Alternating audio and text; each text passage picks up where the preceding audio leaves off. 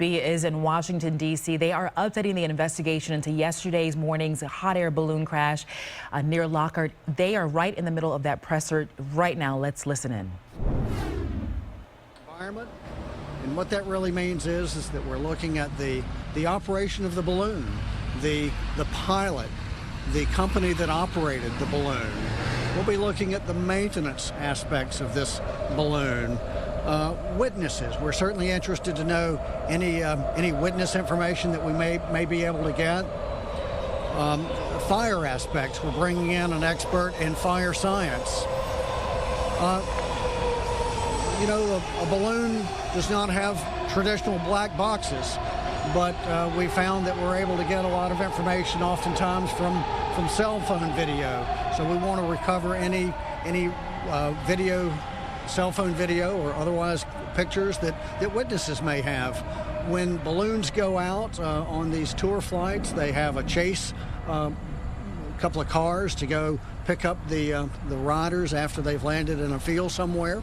And so we think that there may be some chase footage from those cars.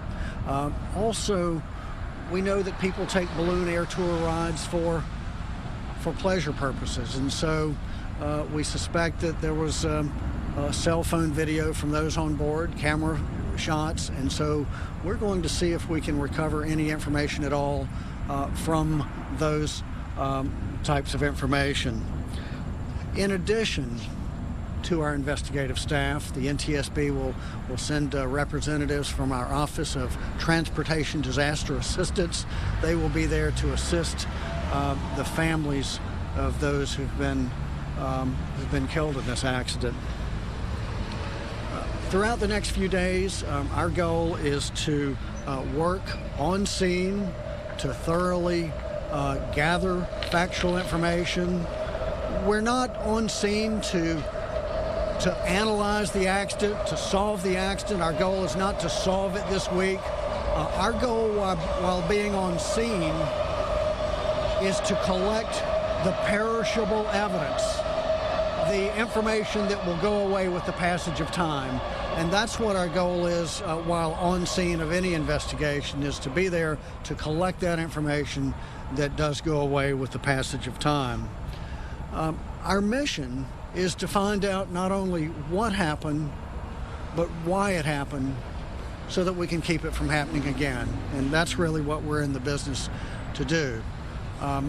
We will, as we have factual information, we will report it. Once we get down there, we will be having news briefings. I would encourage you to follow us for the latest at our Twitter handle. The one that would be best for following would be at NTSB _newsroom. So again, that's at NTSB _newsroom. I'd be glad to take 3 questions. We need to get underway to head down to Texas, but if you would, just raise your hand and I'll call on you. Yes, sir. Chad Day with the AP. Can you confirm that 16 people were killed in this accident? Can I confirm the number of fatalities? The information that we have right now is that there were, in fact, 16 fatalities. So thank you. Yes, sir. Jeffrey Cook from ABC News. What do you know about the weather conditions during the flight? What do we know about the weather information? And that is actually another thing we will be looking at, is the weather. The weather report in the area was about a 500-foot ceiling, and so we will be looking at the weather.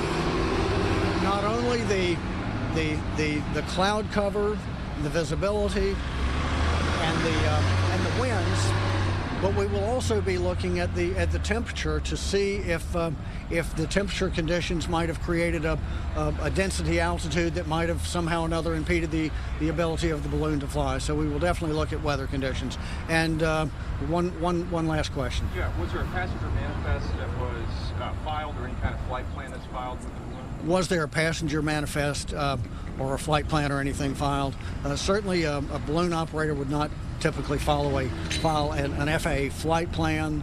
As far as the manifest, we are looking into that to see what information we can get from the manifest. So as mentioned, we are gathering here. We're going to head out and get on the airplane now and get underway, but we will keep you posted of anything that we may have as it develops. And I certainly want to thank you for being here, and we will keep you posted as factual information becomes available. Will there be a press Thank you. this afternoon in Texas? Will there be, I'm sorry, and that's actually last press question, but yes, it's a good question, and then I'll leave. But will there be a press briefing? Certainly, my hopes would be that we would have enough information to be able to have a press briefing. That's my hopes.